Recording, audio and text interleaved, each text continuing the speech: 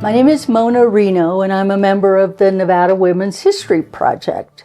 Today is December 9th, 2025, and we are in Reno, Nevada today to interview Dr. Catherine Sweeney Fowler, who is an emeritus professor of anthropology at the University of Nevada, Reno.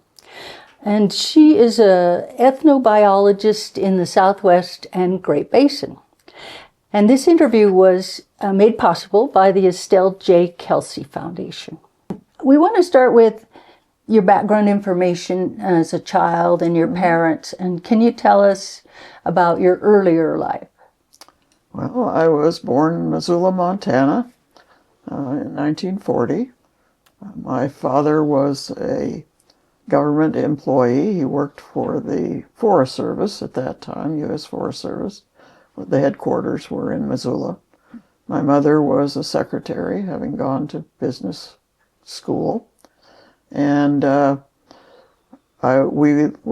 were Montana people, both of them from Butte, Montana, but had gone to Missoula for jobs.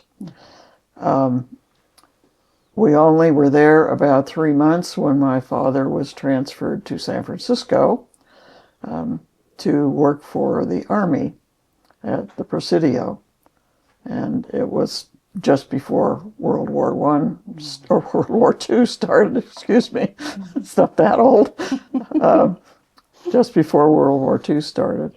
And so my early childhood was spent in San Francisco. The biggest thing I remember was going to Golden Gate Park with my mother. And then when the war started and things started heating up, especially on the coast, my father feared that there might be bombing along the coast. So he transferred to the Ogden General Depot in Ogden, Utah, which was a supply depot for the Army. Given that Ogden was right on the railroad, the Transcontinental Railroad, there were 5 or 6 different supply bases for the military there. There was an Air Force base, there was an ammunition base, there was a Navy base, and then the Army base was the Ogden General Depot. So they were responsible for basically sending all the goods from the east to the west to the coast for shipment. Can you tell us your parents' names, please? My father's name was Vincent J. Sweeney. My mother was Elizabeth Coburn. Elizabeth Isabel Coburn. And you're an only child? I'm an only child, yes. Uh-huh. So you went to high school and stuff in Utah then? I went to grade school and high school in Utah, all parochial schools in the middle of LDS country. But we got along just fine with LDS people. We had lots of friends with them. The schools were very small, as you might imagine. I think there were 14 in my high school graduating class. Wow. And then I spent 2 years at Weber Junior College at that time, and now it's Weber State College, and that's in Ogden, and then transferred to the University of Utah. Yeah, and that was partly because of your Girl Scout activity. Well, my mother worked for the Girl Scout Council at one time. She was a secretary for them. And I was always involved in the Girl Scouts. But that was even before she started working for the council. I was an outdoor type. I always figured anything you could do outside was better than anything you could do inside. So I collected bugs, I collected butterflies, I collected pets, I had mice, I had hamsters, I had rabbits, I had ducks, I had chickens, I had dogs and cats, of course. So you didn't live in town? You didn't live in town? We basically did, not in the middle of Ogden, but sort of on the periphery. But all of these were raised in our yard. And then the horses, of course, once that came, I got my first horse when I was 12 because I told my parents I had to have a horse. And they told me wisely, well, if you want one, then you have to save your money. So I saved every single penny. And when I got to $75, they had to relent. So I got my first horse, but then we had to pasture it elsewhere. But fortunately, at that time, Ogden had quite a number of areas where you could board a horse, basically. Just leave it then on pasture and hay in the winter. So the Girl Scouts led you to be a Dutton Dirty Digger. Yes. My mother's position at the Girl Scout Council, she saw a lot of things come through. By the way, I had spent several summers at Girl Scout camp, day camp, and of course the senior camp. It was up at Ogden Canyon, and so I went every summer and enjoyed that a lot. But anyway, she saw a flyer come through advertising national opportunities and international opportunities for girls during the summer, especially when they got to senior scout level. And so she said, you might be interested in this, because I'd always been very interested also in Indian people, indigenous people. We didn't have any people living close to us, but I always read books about them and about their cultures and the things that they made, and I did a number of school projects on them when I was in grade school and high school. So she said, you might enjoy this, and it was a series of mobile archaeological and ethnographic camps led by Dr. Bertha Dutton of the Museum of New Mexico. And they were 2 weeks long, each of them. And I went 2 different summers when I was 16 and 17. And the last, she ran them from 1943 to 1957. Wow. And sometimes multiple times in the summer. But you could only go once each summer. But there were many repeat. I saw that in the visitors. index of the book you wrote about her, called Dutton's Dirty Diggers, and I love that there was an appendix naming all the girls they could find. Yeah. And one of the things they did later was Pueblo Largo, the dig. Yes. I couldn't tell Archaeological excavation. if you were at that or if you were at just the mobile camps. I was only at the mobile camps, but we did visit Pueblo, those Pueblos, on one of the camp trips. And then later, through my meeting and really appreciating several of the girls that I didn't know who were on the digs, then we went back and sort of relived what they had done there. So there was an anniversary, and you were at the Pueblo during that. Yes. Is that probably when you talked to each other to decide to write the book? We had actually decided earlier, because I met them when there was a tribute to Bertha Dutton on her 80th birthday. So right away you had a really strong female mentor. Yes. In archaeology Definitely. and ethnography. Right. And so I had originally wanted to be a veterinarian. And when I was in high school, I volunteered at a veterinary hospital and worked on Saturdays during the school year, and then worked on permanently during the summers, other than when I went to the Girl Scout camps. And at first I was not paid. Later he gave me 25 cents an hour, and then later he raised it to 50 cents an hour. But I thoroughly enjoyed that because, of course, I love the animals of all kinds. And I kept bringing them home if people didn't come back after them or wouldn't pay their bill. So Nice. but I wanted to be a veterinarian first, and particularly a large animal veterinarian. I had sort of, through the 6 years at the hospital, come to be very fond of the animals, but not so fond of their owners. Because if they didn't pay their bills, they were always being hauled into some small claims court. And many of them brought their animals when they were near death's door, and you were supposed to fix them, but then not pay. So I loved the animals. I loved taking care of them, bathing them. He had a boarding facility, so I got to know lots of dogs and cats that belonged to people. And But that part of it went away after you went to the Southwest. No, it didn't initially. Oh. I went into Weber College on a pre-vet medicine intention. In other words, getting basic courses in chemistry and all of that in order to go on and become a veterinarian. But then I discovered that veterinary schools would not take women in large animal work.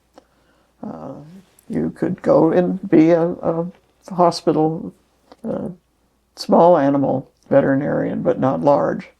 And as I said, I'd had enough of that practice to know I didn't want to spend my life doing that.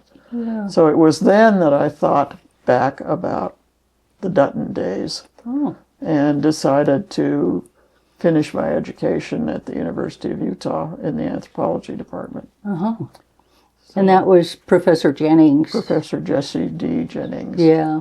Who was a wonderful piece of work. We all either loved him or hated him. Right. Yeah, he played a significant role in your choice of subfields in anthropology, it sounded like. He certainly did. Yeah. The issue there, though, was that women also could not get field training, not at Utah, and very little other areas, other universities.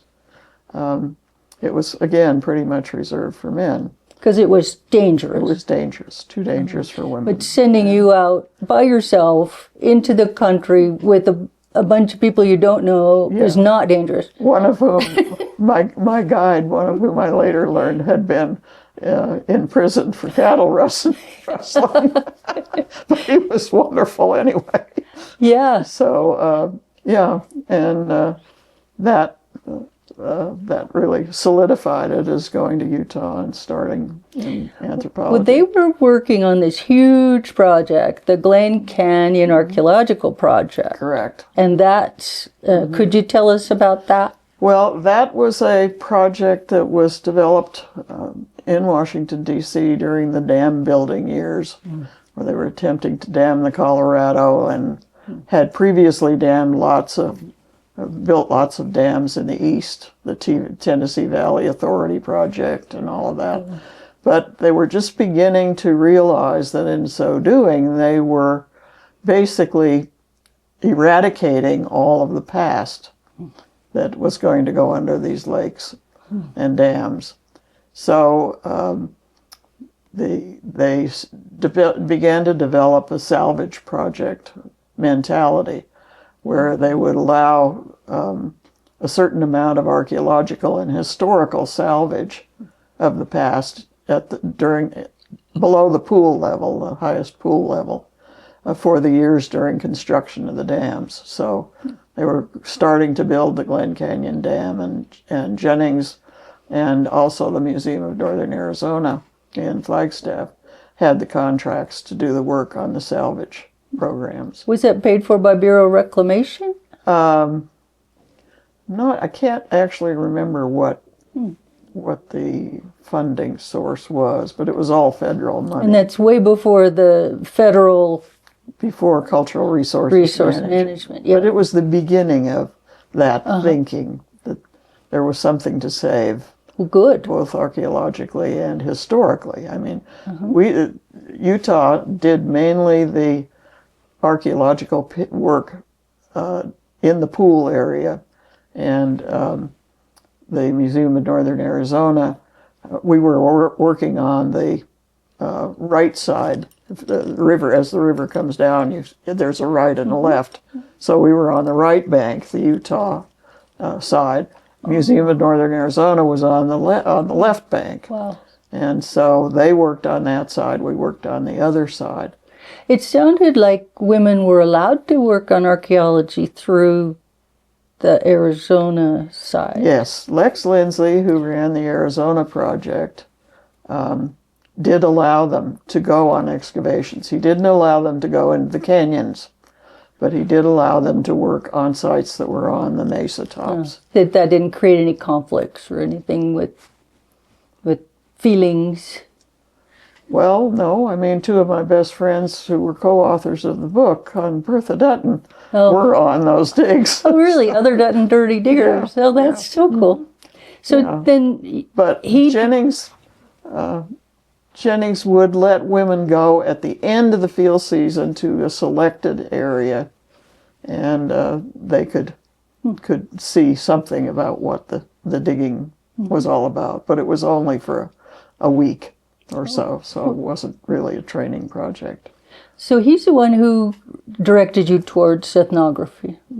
Yes, what he was interested in was in all of the work that they'd done down there. There was plenty of evidence of early Pueblo peoples, but they found very little evidence, physical evidence, that the Southern Paiute people had been there.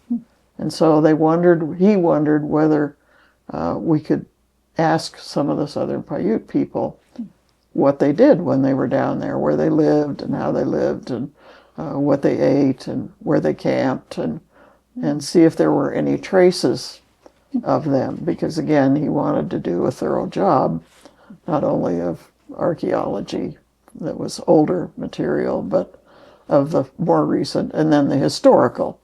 There were separate contracts that he also controlled that dealt with the history part, because there was mining down there. There was the beginnings of the uranium boom. There was all that other stuff that had to be dealt with as well.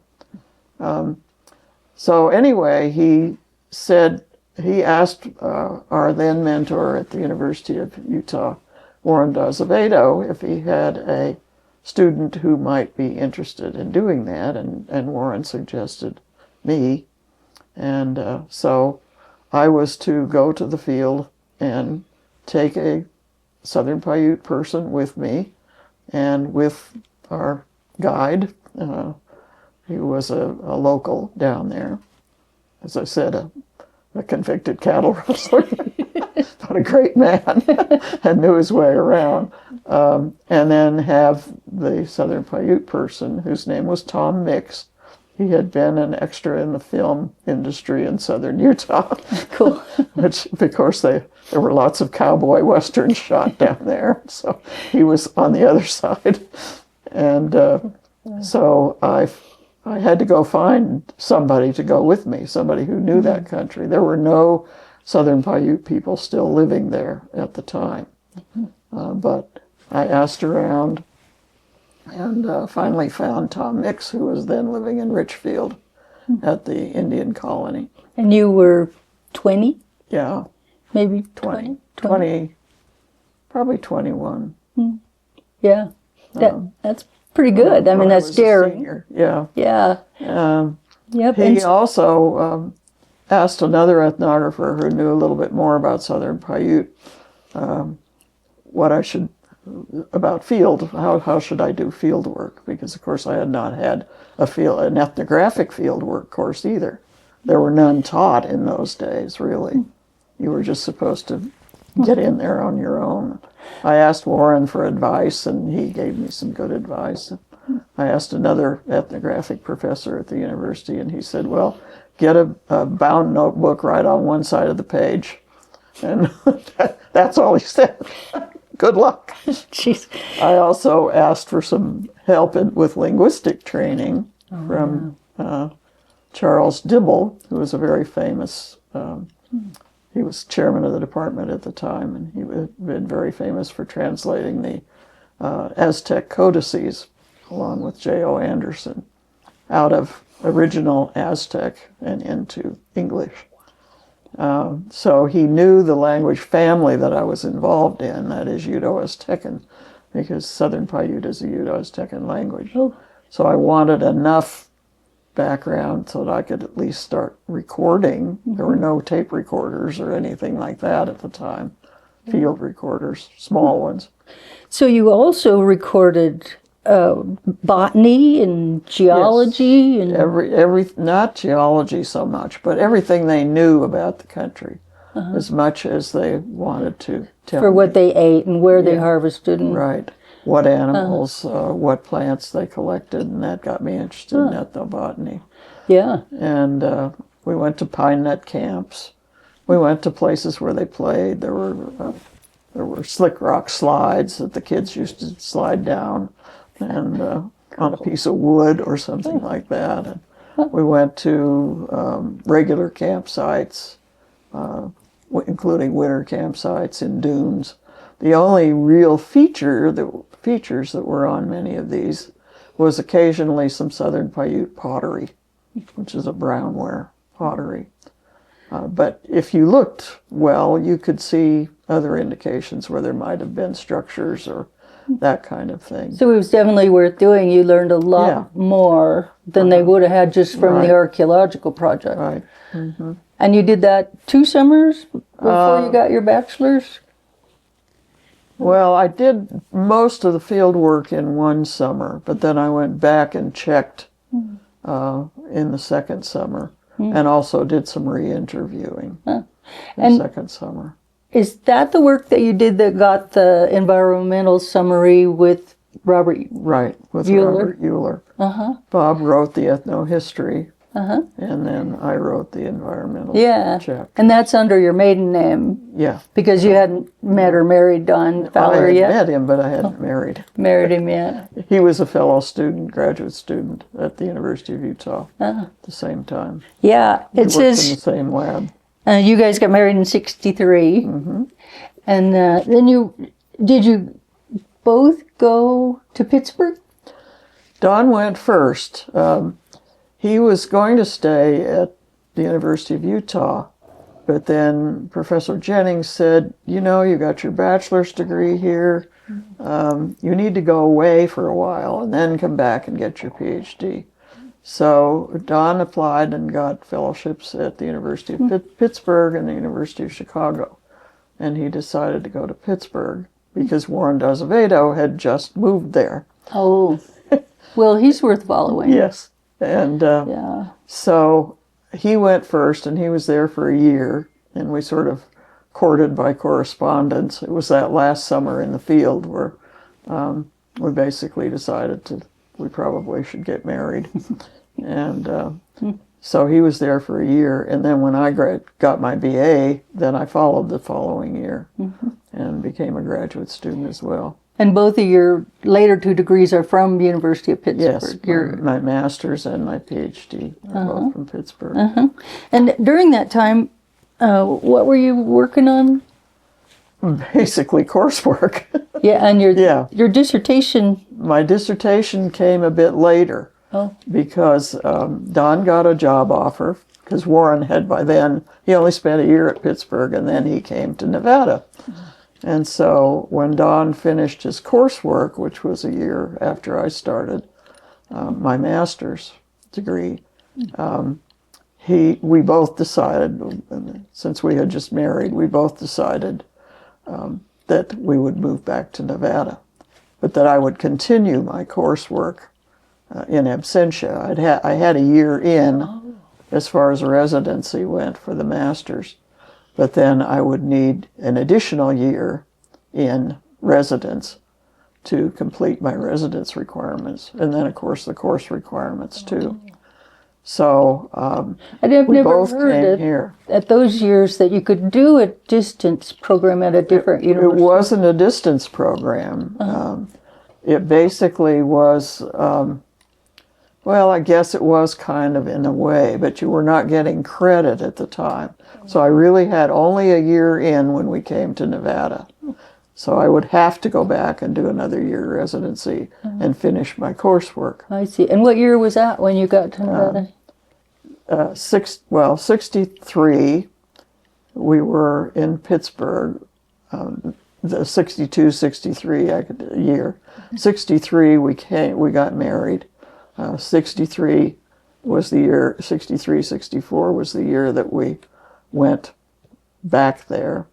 Then we came back in 64. Or 63, I can't remember which. One of them anyway. Middle 60s. Yeah, we basically have been here since. But your PhD is 1972? Right.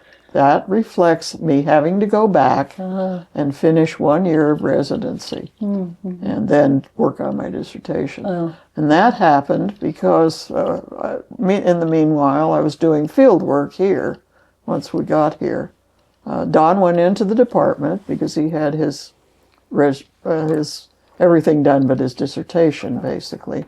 And I went into the Desert Research Institute first, where Warren D'azevedo had also founded something called the Center for Western North American Studies, which was to bring an anthropology perspective to the Desert Research Institute. But Warren figured out quite early on that ethnographic programs could not survive on grants alone, and of course DRI was an all-grant institution. So he wanted to found an anthropology department, and that was what Don went into first. So it sounds like that might be Black Springs. Huh? Well, Black Springs was a separate project. It was not my master's. My master's was an ethnobiology focus on, and it was published in the Journal of Ethnobiology, or the Journal of Pittsburgh's Journal. During that time, your father also had passed away. He passed away, in 1964. And they're both still living in Utah? Well, by then he'd been transferred back to Virginia. Oh. And he retired basically from there, and then they had come back to Utah. I see. So while we were in Pittsburgh that first year, they were living in Virginia.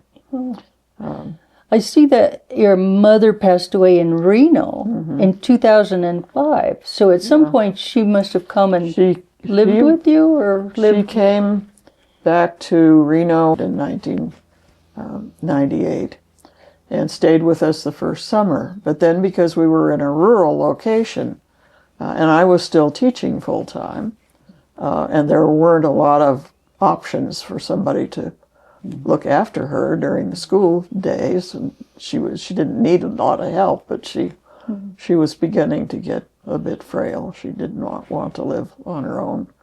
So then we found an assisted living place for her to live in, and she passed away there, or not there, but ultimately. But she was buried in Utah. Yes, with your she was dad. cremated here, and then we took her ashes back to Utah to bury her with my father. So being an adult is challenging sometimes. Definitely, yes. You had a lot going on. Even now. Even more so now. Right. Well, your life is so full of things. There are some major highlights. After you finished your major field work and teaching at the university, it seems... Let's back up a little bit. Okay. As I said, initially, I went into the Desert Research Institute. Then Don continued teaching in the department, which was being founded, and slowly they were adding positions.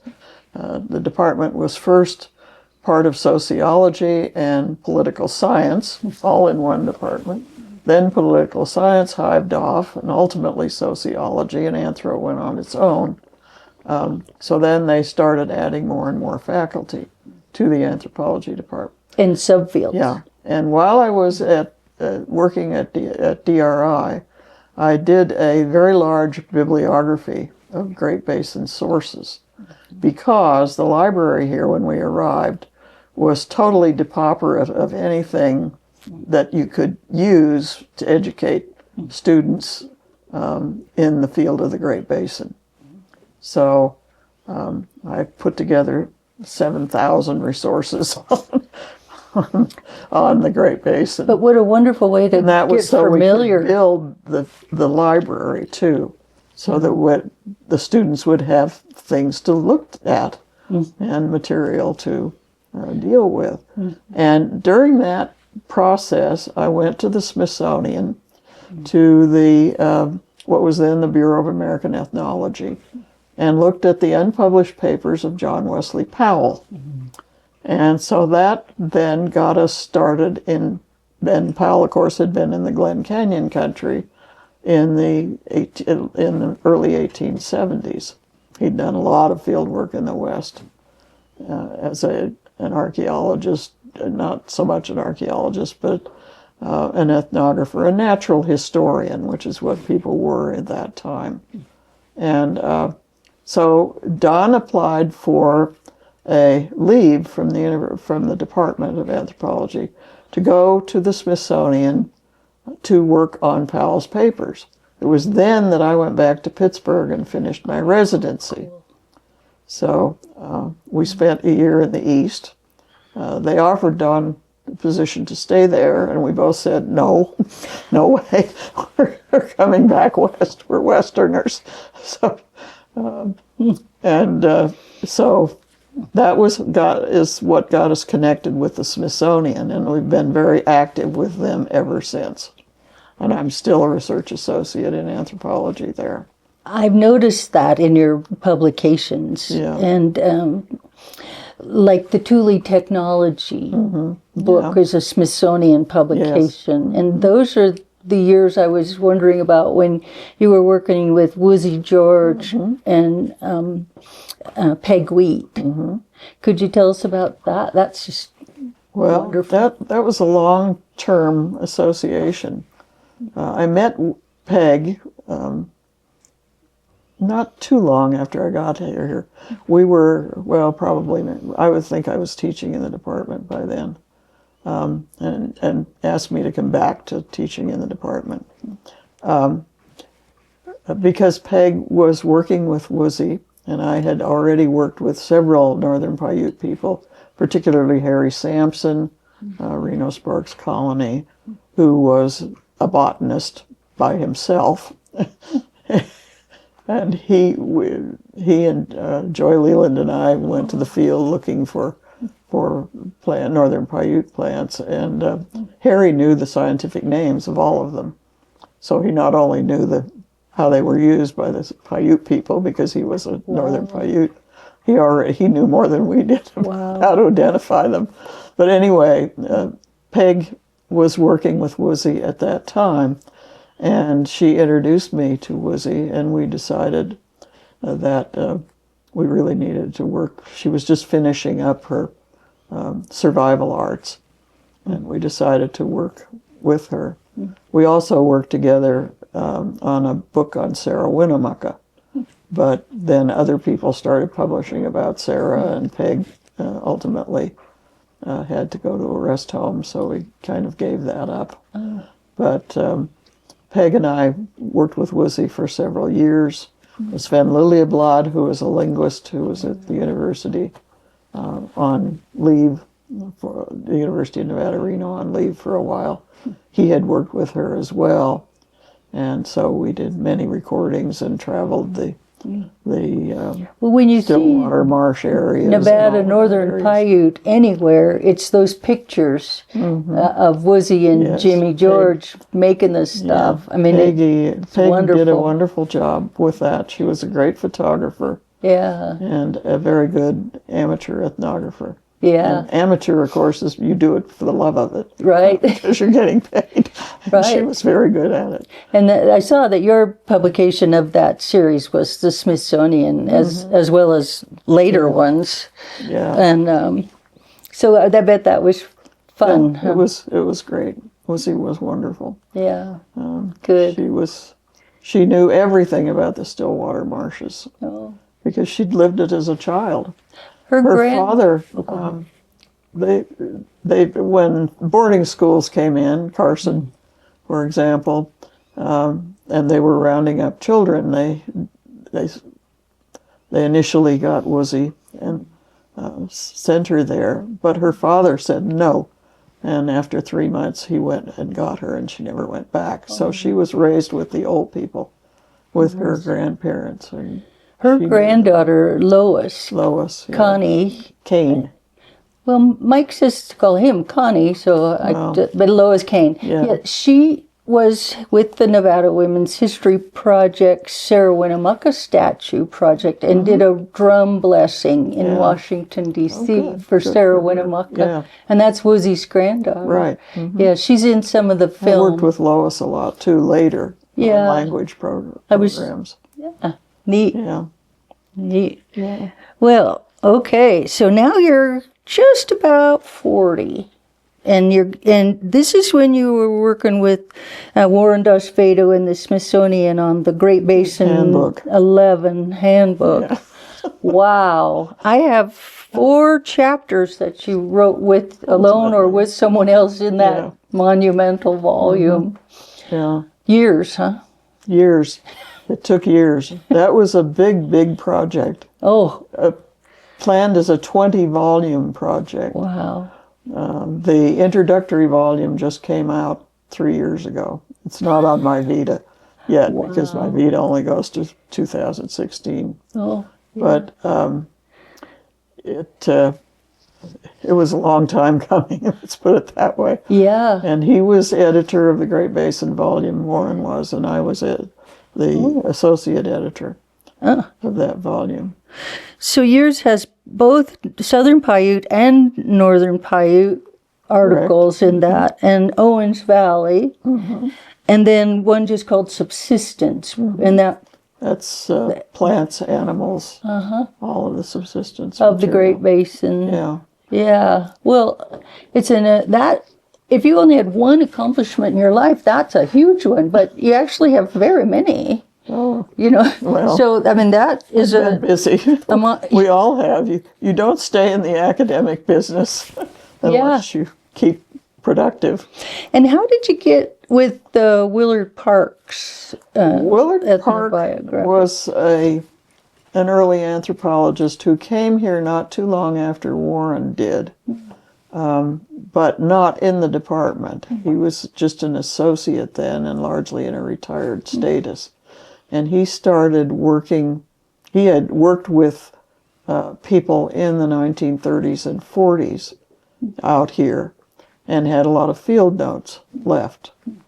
And ultimately, when he passed away, his widow gave the field notes to me. And I put the original field notebooks into the library special collections and then said that I would work on the text, the typed copies that he had worked up before. And ultimately then put those together, Volume 1. Yeah. Volume 2 has not come out and probably will not because it deals with topics that current day tribal people do not want others to know about. Oh. So Well. it's all set and ready to go, but it'll just be left somewhere. Well, some things are too sensitive. Yeah.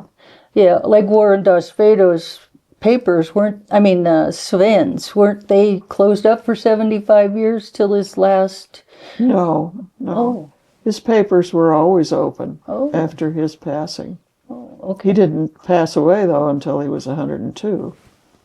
That was, and he died in Sweden ultimately. Wow. But they were, although they were on deposit in the library, they were not open until then. And then also they had to be cataloged.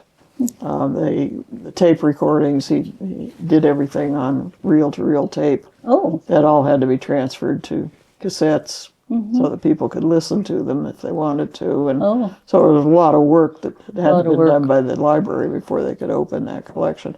Now all of the collections are closed because of sensitivity. Oh. So Yeah. Well, there's a new paradigm. yes, it is. It changes every 20 years or so, and it's the right thing to do. Yeah. One of your other major publications is In the Shadow of Fox Peak, and that's ethnography. Yeah, that's with Woosie. Oh, that's with Woosie. Oh, excellent. Okay. Oh, And a few notes that Peg had left as well with, and I've forgotten her name now, that she had done with earlier woman who was a friend of Woosie's. I should say Mrs. George rather than Woosie. I never called her Woosie directly. Peg did, but oh, interesting. I think she was an elder and deserving of the respect. Yeah, it's fascinating to deal with the actual humans at the time. Archaeology doesn't deal with that aspect, and so what you did was more sensitive from the beginning. Yes. Yes, and you must have done it very well because they talked to you. Yeah. Well, I don't know about that, but they did talk to me. I think it's a sense of respect, like you respected them and they knew it. I respected their knowledge. Yeah. And yeah. And I also knew the value that would have for their descendants. Yeah. Because by then, many of their descendants had been taken away to boarding school, and that link to the past had been broken. Yeah. The link to the knowledge and also the link to the language. Yeah. So, well, the dictionary of languages that you made, Northern Paiute and Shoshone, is it? Paiute and Bannock. Bannock is a part of Northern Paiute. It's based on a lot of material collected by Sven and then other materials collected by myself from Wuzzy. I bet it's a valuable source for current people trying to learn the language. It is. There's a grammatical sketch at the beginning, and then a Paiute to English and an English to Paiute. Wow. So I look at the linguistic. It looks like math. It's a complicated field, linguistics. Oh, yes. To transcribe it phonetically. That's why I wanted to learn about how to do it properly from the beginning. That took me a while. My early transcriptions are not that great. You're right. So we've got linguistics. I taught botany. Linguistics. I taught ethnobiology. I taught basic early courses in North American Indians, early courses in Great Basin Indians, American Indian art, because that's another one of my sub-interests, material culture and museums and American Indian art. And linguistics, I think, is sort of my extra area. Yeah, it's definitely a specialty. So what I found when I was looking at your publications is something I really admired, that by finding your predecessors and working on their work and compiling that, you gained so much knowledge and shared it. You, in the later part of your publishing career, you did a lot of synthesis of people's work. Yeah. And Isabel Kelly, the same. Yes, I saw you had one publication with her in the Great Basin. In the Glen Canyon. The Great Basin Handbook. Oh, is that where it was? Yeah. Oh, okay. Yeah, and we did the Southern Paiute. So you knew her personally? I met her only once. That was in Mexico City, when I went down there for a linguistics conference, and went to her house near Xochimilco.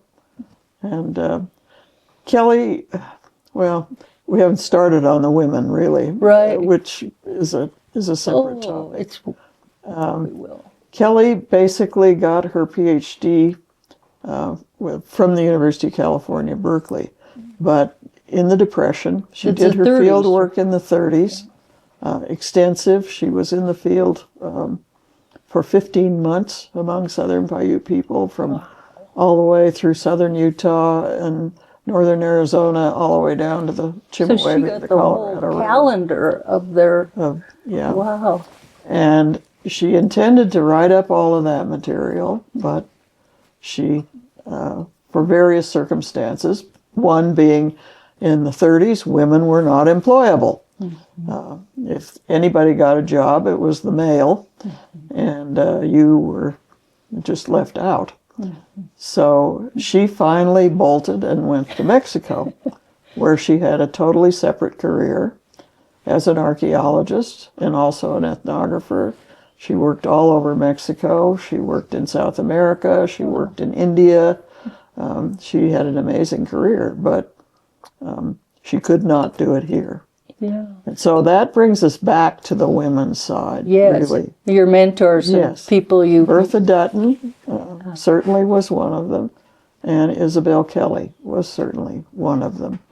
And so I basically have worked on each of them. I also have along with Robert Van Kemper, a sketch of Isabel Kelly, about 100-page. Well, you're working on her biography right now, aren't you? Like, I thought you were working on a book. Not on her per se at this point. I'd like to, but I'm 85. I don't think I want to make that. Serious lot of work. I'm still working on another book. Oh, what's that? Oh, it's on Southern Paiute basketry, especially during the arts and craft movement period. Oh, neat. Yeah. But anyway, back to the women's problem. When I came here, partly because I didn't have my degree, and I went into Desert Research Institute, there was something called nepotism rules. And departments would not hire, even if you had finished your degree, a couple, because they were afraid somehow they would vote the same way. Well, hardly ever. I don't think that's ever been a problem that I know of, block voting. So then when I finished, I went into the department, but only half-time, because that was the only slot they had. And then the battle started over salaries, because the half-time positions were at UNR were largely held by women. They did not include time for tenure, in other words, getting some time off ultimately to do a project during a tenure-supported period. And they were well underpaid, and advancement was not possible. Kelly had faced the same thing, discrimination against women, and that's why she went to Mexico. Dutton had managed to hold on to her position and had done quite well, and ultimately did retire from it and went on to be the director of the Wheelwright Museum, or what's now the Wheelwright Museum, and then retired from there. But it's been a struggle all the way through. And UNR was not worse than any others. In fact, when Don came out here for his interview to join the department, Molly Knudsen, a very well-known Nevada rancher and Board of Regents member, interviewed him, complete with a sack of potsherds in her hand that she wanted identified. And he said, well, we just got married. My wife is also an anthropologist. What about nepotism at UNR? And Molly said, we don't believe in that. So there you are. That's why we were both hired and why I ultimately was hired. But the lack of equality in pay went on for a long time. And it was other women faculty ultimately who fought that fight and managed to get the women up on par. And now I think there are more women in the anthropology department than there are men. But you eventually got a full-time... Eventually I got a full-time professorship. position. Yeah, and then I could move up through the ranks. Which you definitely did. Yeah.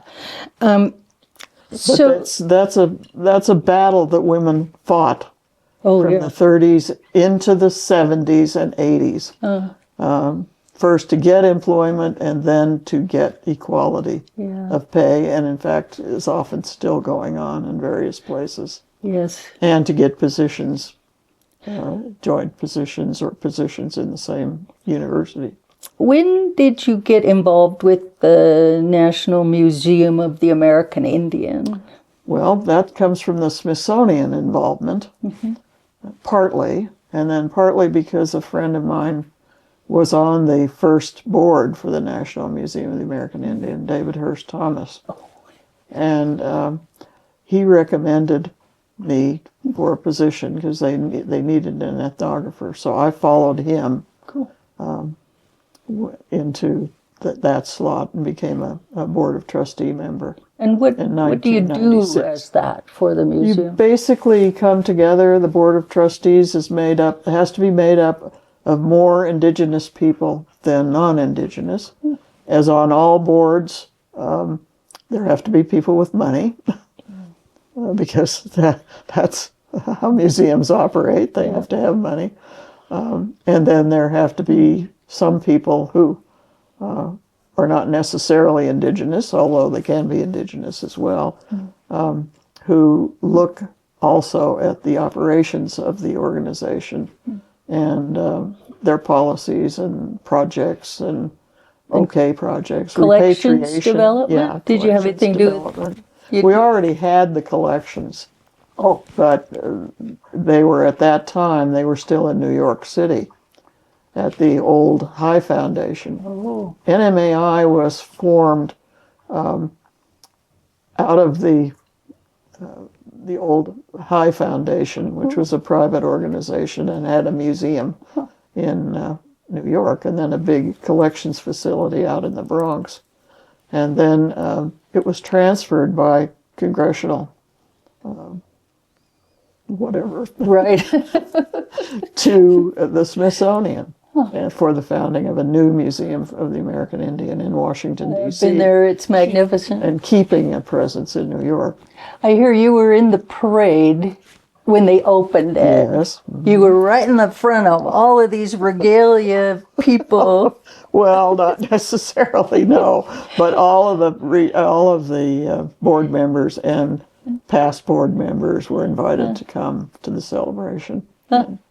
So, contributions that you have made, we've already covered some really major contributions. So, I wondered how you would determine what would be the one you know that you personally had to do and it made a big impact.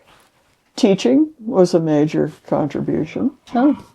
I've met several of your students. All of us feel very strongly about our students. We want them to do well, and many of them have.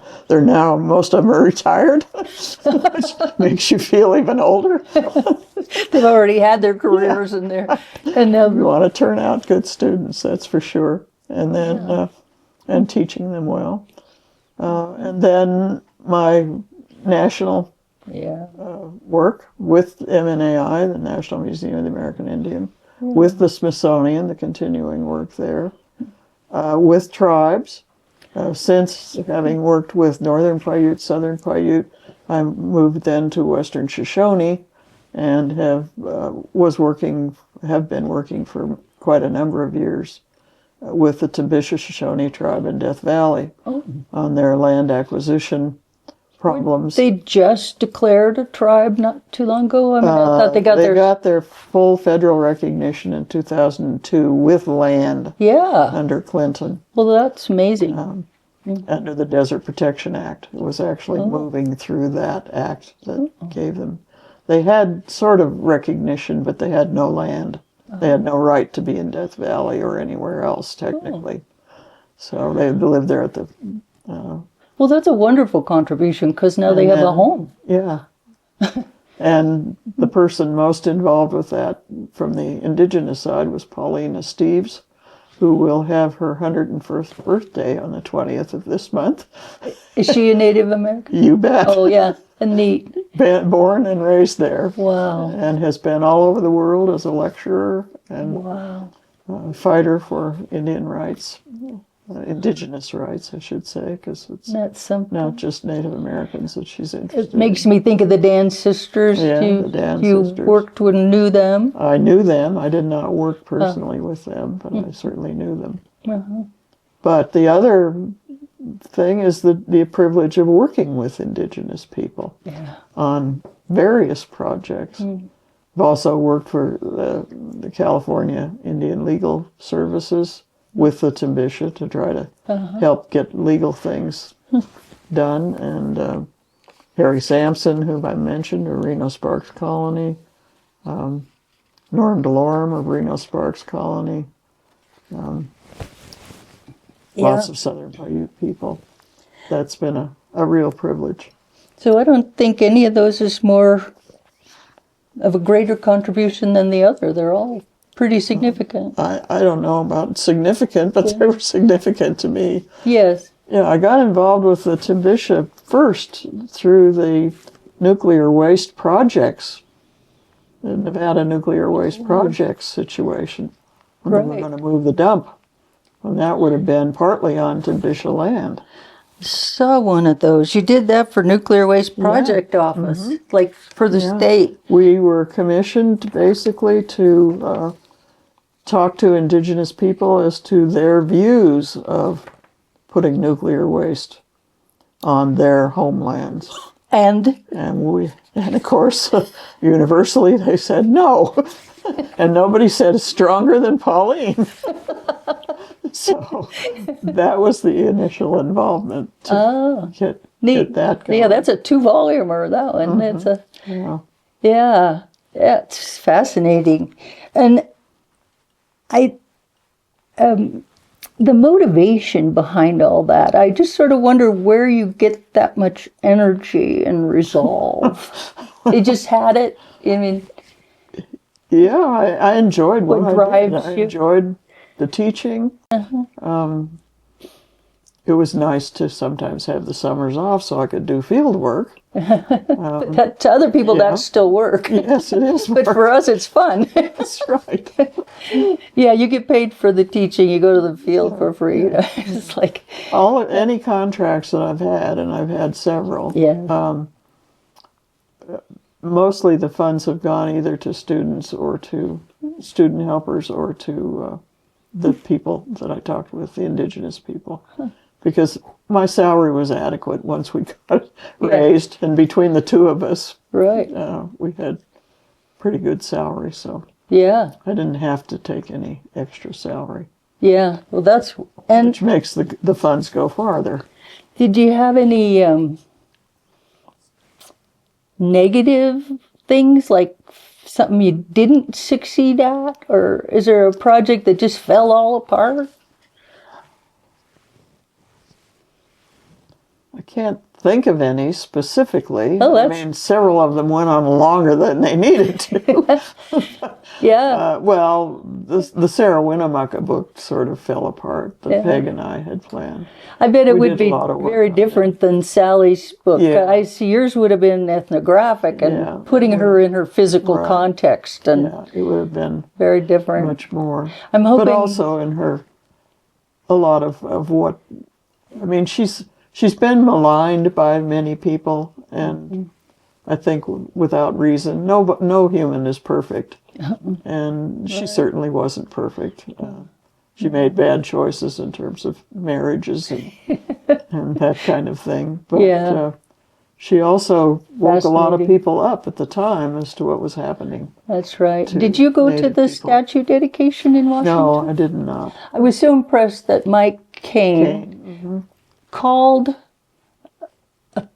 Boston and found a descendant of Elizabeth and Mary Mann Peabody Peabody, to yeah. attend. Oh, great. Good There for was a Mike. Peabody he calls himself Peabody, Yeah, right. They at the always said dedication Peabody. because they were so important to Sarah. Yeah, Mike did that. Yeah, good for Mike. Isn't that amazing? Yeah. Yeah, I was so proud of him. Lois's passing was very hard on all of us. Oh. Terribly hard on Mike. But Yeah, she yeah. was wonderful. So, Also, I have to recognize the linguistic work that Lois did with Reno Sparks Colony. And with Ralph Burns? with Ralph, yeah. Ralph, what we finally did at the university for Native students of any kind, not Native American, but other students who were having trouble having to take only Spanish or one or two other languages. I think they were offering Japanese at one point for their credits, because to get gotta a get BA, you have to have an extra certain number of courses in another language. So we got any language, legitimate language, allowed, as long as there was a course to follow, and they put in time, and they didn't have to come out wonderful speakers, but they at least needed some background. Then they could do that. So we finally got Great Basin indigenous languages in. Wow. We also, at the same time, a group of us, both inside and outside the university, got them into the state requirements for high schools. So Ralph, of course, emerged as the star of all of that. And to him goes a great deal of credit. Yeah. I developed a syllabus for students to follow. They were to get a mentor in their language and pair up and then work through this syllabus. But then when Ralph came on the scene, he really just, he was a born teacher. Oh. He had no teaching background himself, but I watched him teach kids. I watched him teach adults. Wow. He just knew how to approach them. Wonderful. And after he started teaching at Reno Sparks Colony, then I gave up on the syllabus and said, Ralph, will you take these students? And he said, sure.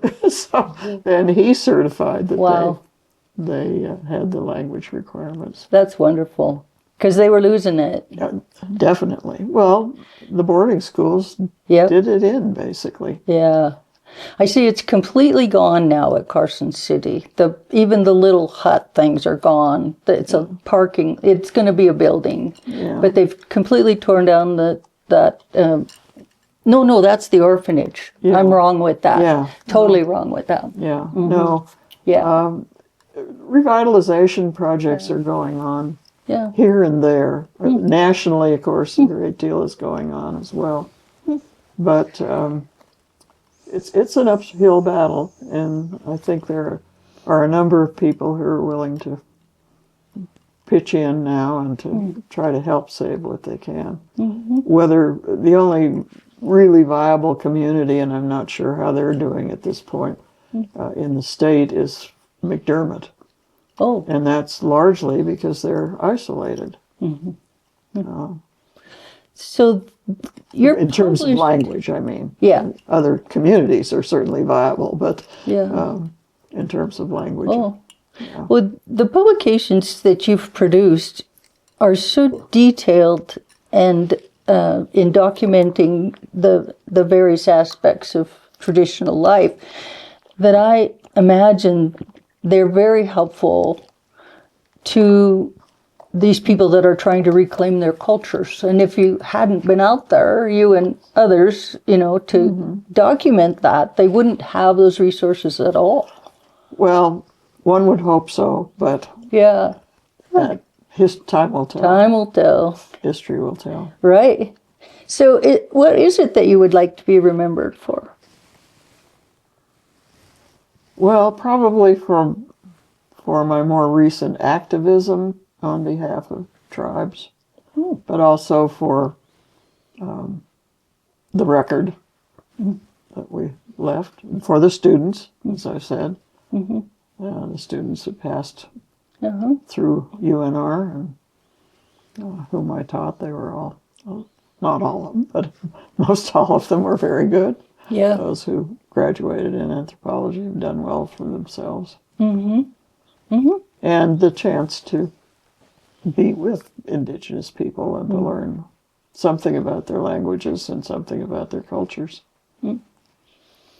And if you had something you wanted to say to a younger person, like, do you have a set of guidance? Well, I'd say be flexible.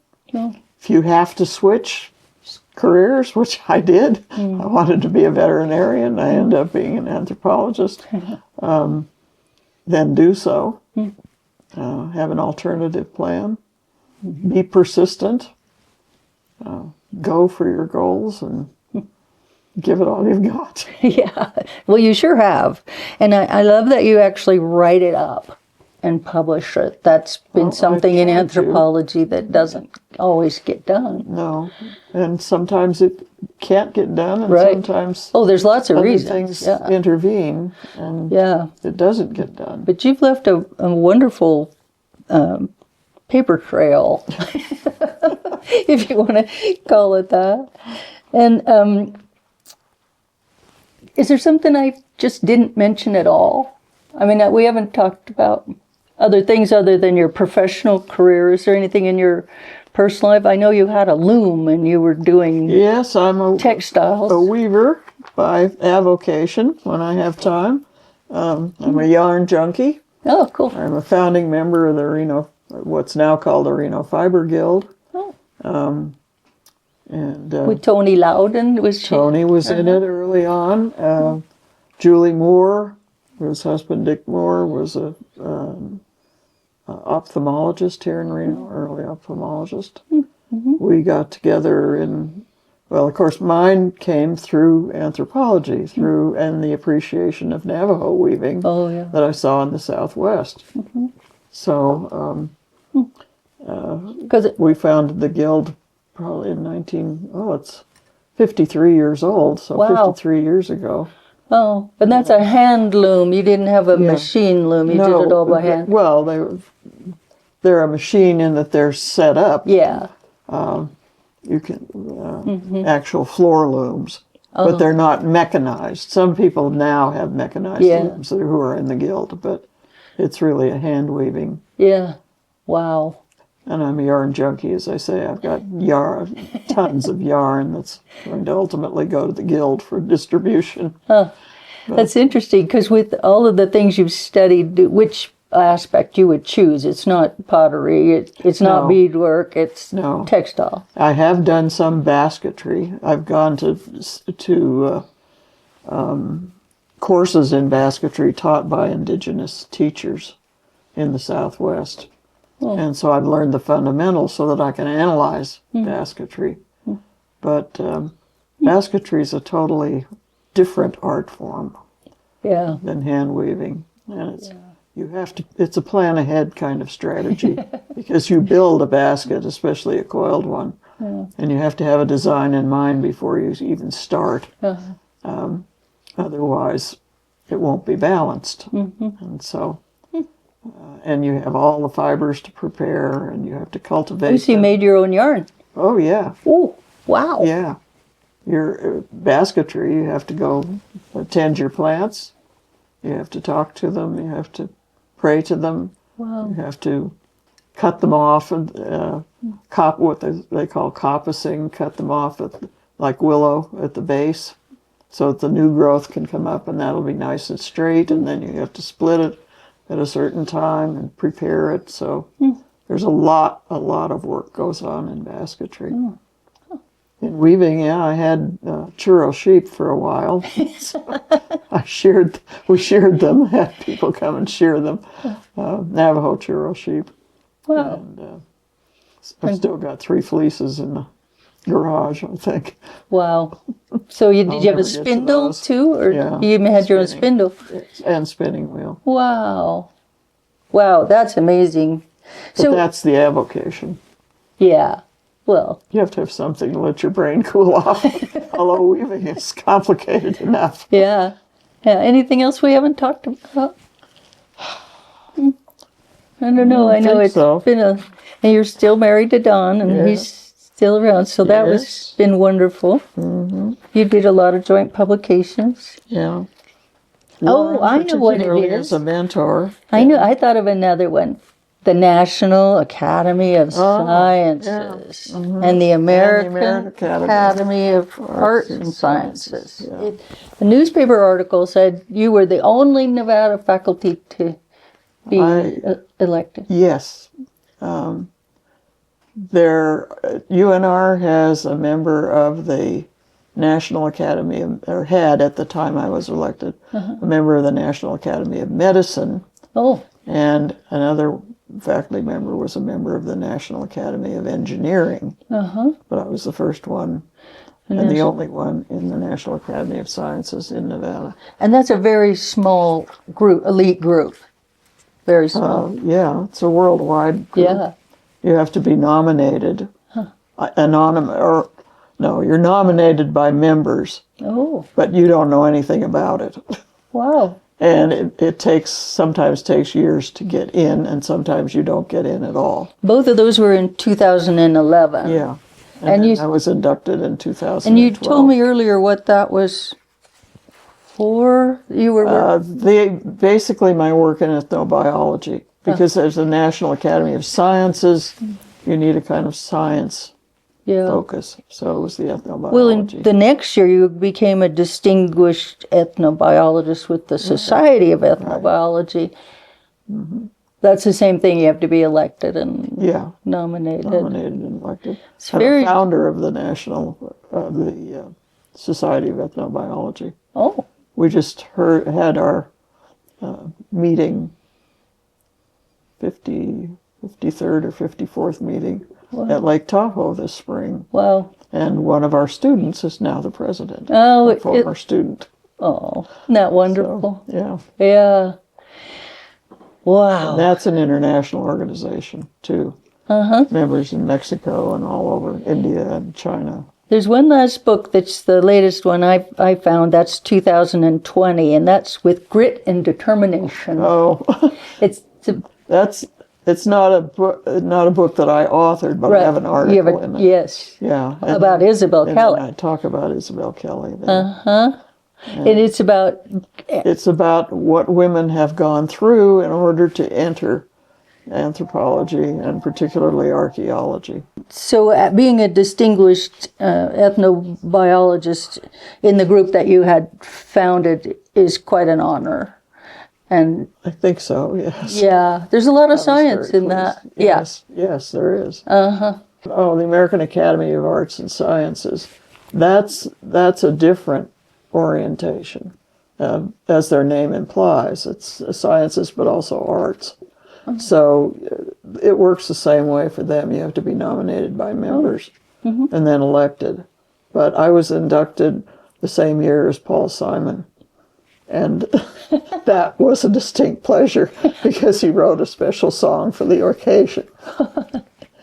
Neat. Yeah, and that's great. That organization was founded by Samuel Adams and his wife Elizabeth. Oh. Wow. Well, thank you very much for your time, and thank you for your contributions to everyone. It's been a pleasure.